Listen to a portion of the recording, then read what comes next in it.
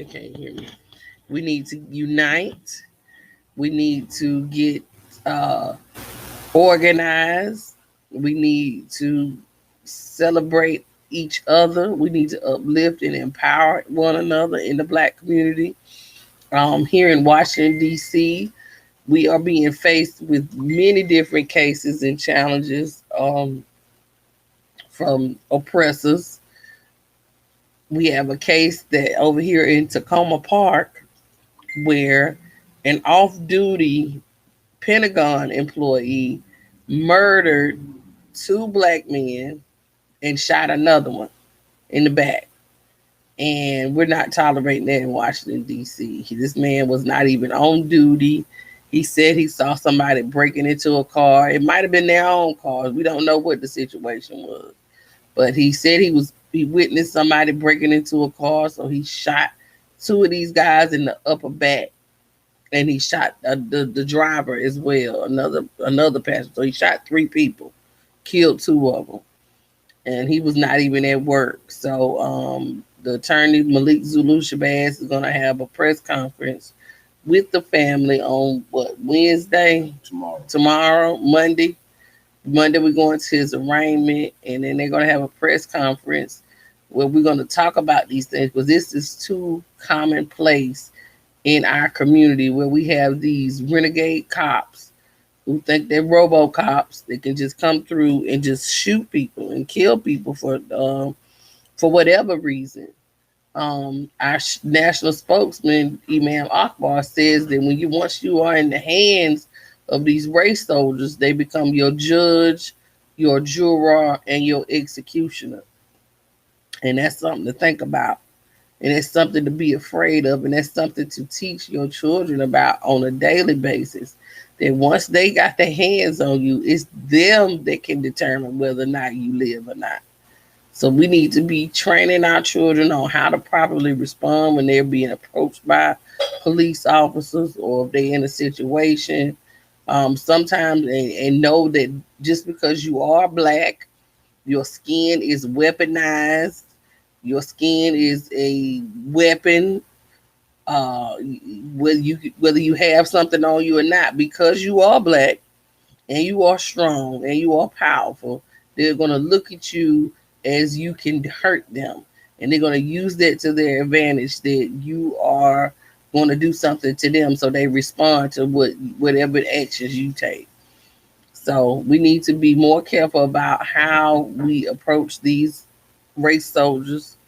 And if we notice some of these race soldiers that are out of line and out of pocket, then we need to tell somebody. We need to report them. We need to put pressure on them. So that's what we plan on doing here in Washington, D.C.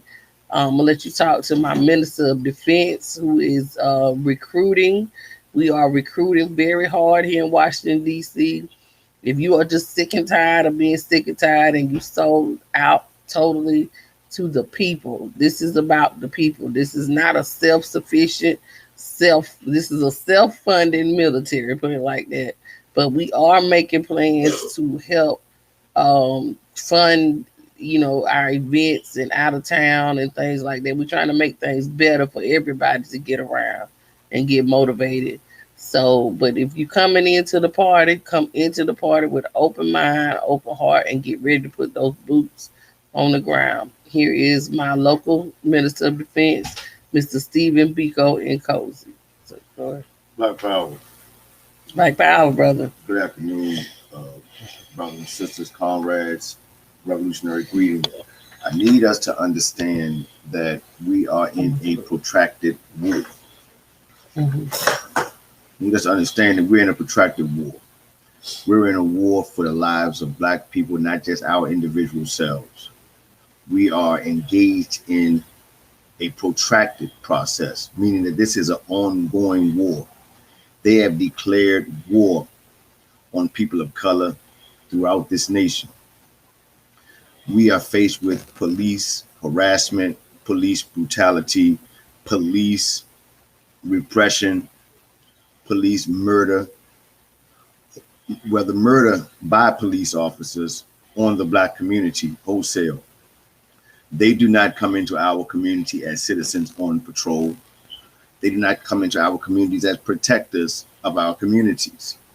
As we have seen over and over and over again, their presence in our community is acting as an occupying army, trying to secure and lock down a foreign territory. Our communities are viewed as war zones to them, and they come in as if they're peacekeepers, while at the same time they have a mercenary mentality. They have been trained, licensed as armed killers of black people, armed killers of people of color, armed mercenaries whose sole responsibility is ethnic cleansing by way of genocide on the black people in various communities. This recent incident in Tacoma Park is a tragic incident in which you had a rogue police officer who has been previously involved in acts that are unbecoming of a police officer, acts that have been unbecoming of a law enforcement official. He pointed a shotgun at a woman months ago, and he's still under investigation for that. So he goes into a community that he probably resides in or was probably visiting. We don't know the full details on his reason for being there, but what we do know for sure is that he is a Pentagon police officer. He is a former MP with the U.S. Navy. He is also been on the force for just a couple of years, been on the police force for just a couple of years. He is a federal police officer acting in an unofficial capacity in a residential neighborhood, a residential area, off duty, no policing powers whatsoever, completely out of his jurisdiction. And he sees two black men at a car, unknowing whether or not they're breaking into the car or whether the car belonged to them. He just automatically assumed that because they were black, that they were engaged in criminal activity. This has not been a verified accusation. This has not been a verified action based on police investigation. He automatically assumed that that's what the case was. So he shot these two individuals in the back. For a person to be shot in the back, they pose no physical threat to the individual who was pulling the trigger. Their backs were turned to him. It is clear that this case is a case not of justifiable homicide, not just a police-involved shooting, but an off-duty police-involved shooting that resulted in the murder, cold-blooded murder of two individuals. A cowardly act that he shot them in the back. Then a third person was shot. The driver of the vehicle was shot. Then we look at the history behind this officer. It is known that he has been engaged in criminal activities prior to this, where a gun was involved. This time it was a handgun that was used to kill two unarmed individuals. No weapons were found at the scene. No burglary material was found at the scene whatsoever. These individuals were in the process of leaving that apartment complex, leaving that area, and he accosted them. And then as they were turning to leave, he shot them cold-blooded in the back, in the upper part of their back, ensuring that the wound would precipitate death as its final act. Now, we as the New Black Panther Party of Washington, D.C., we are a part of the Mid-Atlantic region. Maryland, D.C., and Virginia are a part of the Mid-Atlantic region. So this is not a D.C. matter. However, it is a regional matter. Yes, so with it being a regional matter, that is why we are directly involved in trying to gain answers, gain community support, to act against this kind of behavior, to ensure that this kind of behavior does not persist. And we have a capable warrior lawyer on our team that is representing the family, attorney, chairman emeritus of the New Black Panther Party, but the warrior lawyer who has made it his mission to come out against police brutality, police illegal use of force, police harassment, police abuse of power, law enforcement and judicial abuse of power.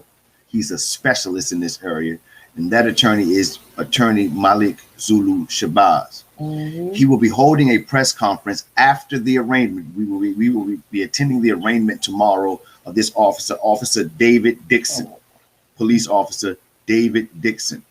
We are of the belief at present that this will take place at 9 a.m. tomorrow morning at the Takoma Park courthouse. Further details in terms of the address will be disclosed later. However, we are asking the community, Maryland, D.C., and Virginia, we're asking the Black community, the community of color, those who are concerned citizens, those who are concerned residents, those who are tired of police repression, those who are tired of systematic oppression, those who are tired of seeing our people dying at the hands of rogue law enforcement officers. We are asking you to come out tomorrow, come out to this press conference and show that you are tired, show that you're fed up with all of this killing, all of this injustice, all of this abuse of power being meted out by the police departments. Not just the police department in Maryland, D.C., and Virginia, but this is happening all over the country. Mm-hmm. How many more Black lives have to be lost at the hands of law enforcement before we collectively say that's enough? We're tired. And now it's time for us to engage in collective action to rid our communities of these rogue individuals who are coming in playing as if they're peacekeepers, but actually, in actuality, they're warmongers. We need to get these race soldiers the hell up out of our communities. They're coming in acting as Gestapo troops. They're worse than the SS in Germany because these devils have a concerted mission. They're diabolically planned and plotted systematically to destroy a complete people. And they're trying to use a badge as a license to kill. Right. So we must be mindful of this and approach this situation with a degree of wisdom, strategic planning, and understanding that these people do not play games when it comes to snuffing out Black life. The local chairwoman, Janae Cook, she stated to you that this has become a prevailing practice among them. So when you are stopped by them, know your rights, know what to say, know what not to say, know how to move, know how to respond. Because any movement that steps out of sync with what they believe their standardized policy for Terry stops are, study the case Terry versus Ohio, Terry v. Ohio. Study that case because these are stops that are made that they say are routine stops. We had to be mindful of that. Attorney Malik Zulu Shabazz is going around the country doing legal workshops, letting our people know how to respond to police involved stops, how to speak to them, what to say to them, how to invoke your Fifth Amendment right, how to refuse to further comment, how also to know what you can do, what you can't do, what you should do, and what you shouldn't do. So we need to be mindful of what our rights are. We need to also be reminded of our Miranda rights. Pay attention. Mm-hmm. Ask, are you being detained? Ask what the purpose for the stop is. Ask what the purpose for the inquiry is. Mm-hmm. You do not have to give any statements whatsoever, but you can ask questions. You have the right to ask questions as to why a police officer is engaging you. But you have to be mindful that in their mind, they're looking for a reason to pull that trigger. That's right. They're looking for a reason to pull that trigger. We have to be smart enough, wise enough, and strategic enough not to give them that reason so that we'll have a justified leg to stand on. Mm-hmm. I'm going to give this podcast back to the local chairwoman, and bear in mind, she's going to give you the information to contact us so that we can dialogue about recruitment, dialogue about activities that the New Black Panther Party is engaged in Washington, D.C. Thank you. Black Power. Hold on. Okay, so look, yeah, I'm.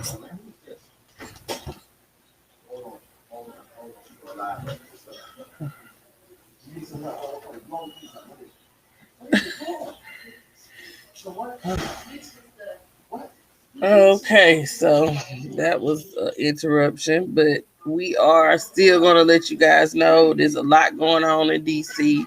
We let you know that we are here, we're available, and we're going to put an end to this crimes against humanity. These are people are taking away our human rights, not our civil rights. They not just violating your civil rights, they're violating your human right to be a human being. They took the lives, this man took the lives of two fathers, two strong black men. These mothers are crying, these babies are crying, they are upset. I'm upset. The whole community should be upset. We can rally around in DC for stuff that don't really matter. But when it come down to something like this, we all matter. We all matter in these type of situations. Where there could be anybody. There could have been any one of us, but it happened to be these two families right here, three families, to put it like that, that lost loved ones. So from this point forward, we're going to make it our business to support the DC area, the DMV area, not just DC, but Maryland and Virginia as well, and put boots on the ground. So we need to get you recruited. You need to come in. You need to email me. You can email us at NBPP customer service at outlook.com, or you can email Washington DC chapter.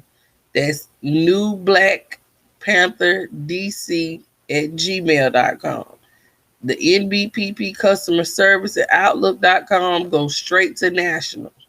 No matter where you are, where you live in the United States or Africa or wherever, you email them, request the application, and our National Chief of Staff will get back to you as soon as possible. If you are in the DMV area, hit up New Black Panther DC at gmail.com. Request the application, get with me. I will get you sent up with nationals. This is imperative. We need the manpower, we need the help, and we can't respond unless we have the people. So this is a matter right here in the Washington DMV area that needs our proper response and the due diligence. So we also want to be certain that as you are inquiring about membership within the New Black Panther Party, we want to make sure that you are right and exact in your quest to get in contact with New Black Panther Party chapters. We want to make sure that you understand that seek out the New Black Panther Party chapters that are currently under the legacy of Dr. Khalid Abdul Muhammad, and who are directly connected to Attorney Malik Zulu Shabazz, National Spokesman, Sheikh Imam Akbar. Be certain that these are the chapters that you are linking yourself up with, because we don't want you to be misled. We don't want you to go through any kind of changes whatsoever. We want you to be connected to the national body of the New Black Panther Party, the legitimate national body of the New Black Panther Party. Recognized nationally. Correct. We don't want you to get yourself involved in something that is not the New Black Panther Party. Right. So we need you to be linked up correctly. So pay attention to the email address that was given to you and follow those instructions. Please follow those instructions. Right. Don't link up with anybody else giving you these false narratives and things of that nature. Make sure that you follow that email address that was given out, because that is the national email address for the New Black Panther Party under the legacy of Dr. Khalid Abdul Muhammad and under the stewardship of the warrior lawyer, the Attorney General Malik Zulu Shabazz, Esquire. Mm-hmm. Black Power. Link up. Black Power, and we have plenty of returning Panthers. If you have priorly served in the New Black Panther Party, we are inviting you to come back into the party. It's a different party. It's a different day. We got new leadership, and we really need you to come back into the New Black Panther Party. Correct. Okay. I'm begging you to come back. We need you. Now that's the recruitment here.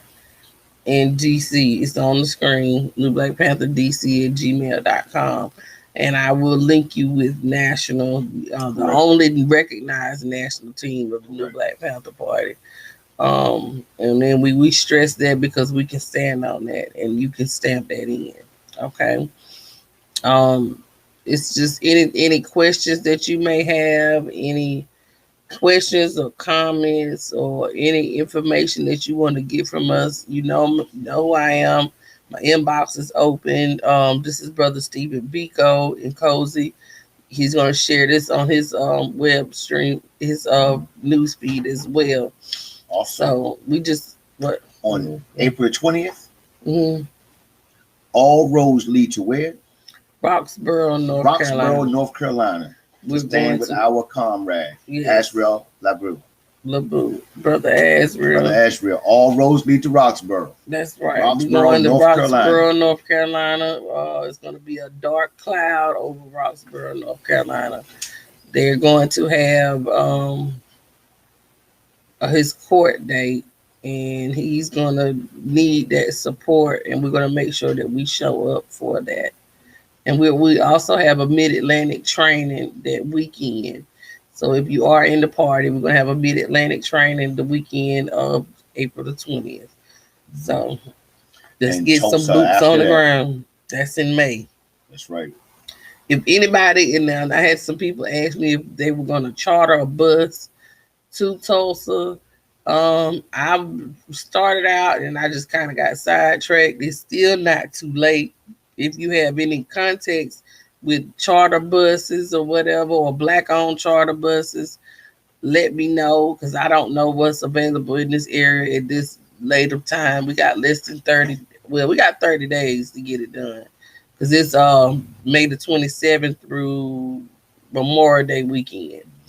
So just find out some kind of way if you have a charter bus to charter or vans or whatever going west. We all headed west, all formations across party lines. We're going to go out there, and it's the commemorative day.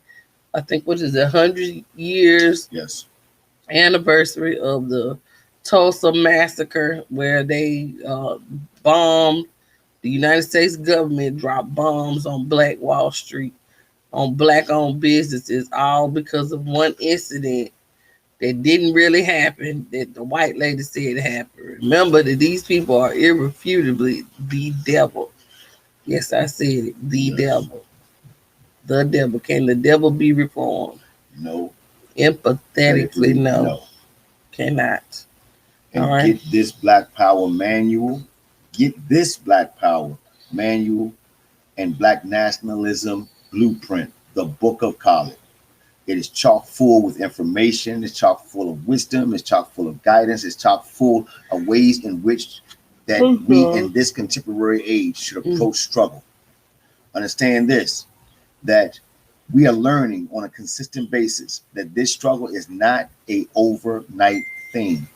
So stop looking for microwave solutions to range up in problems. My local chairwoman, she stated to me the other day, she said, there may come a time when it's just us standing here. We're just us standing here. If that is the day, then we have to understand that our commitment should be strong enough, our dedication should be strong enough to hold the goddamn line. Like Khaled said, somebody's got to be strong enough to hold the line. This book teaches you how to hold the line. Teaches you how to hold the line. Attorney Malik Zulu Shabazz did a masterful job on this biography of Dr. Khalid Abdul Muhammad. Get this book, The Book of Khalid, Black Power. Black Power, y'all. Well, we are going to conclude this. We only wanted to do something brief. I promised to be more consistent in bringing you the Black Power Hour. This is going to be the Black Power 30 minutes. Today, we're going to get out and enjoy the sunshine for a little while here in Washington, D.C. So, you guys just stay focused, stay prayed up, know your surroundings. Hey, cuz I see you. And just remember, it's all of us are free, none of us are free. Okay, it is truly freedom or death. I got it. Yeah, I got it tattooed right there so you can see it. It's freedom or death around here. We are serious. We are totally committed. We're not just Facebook revolutionaries, but we're completely sold out for our people. We will live and die for our people. Black power. Black power. Power.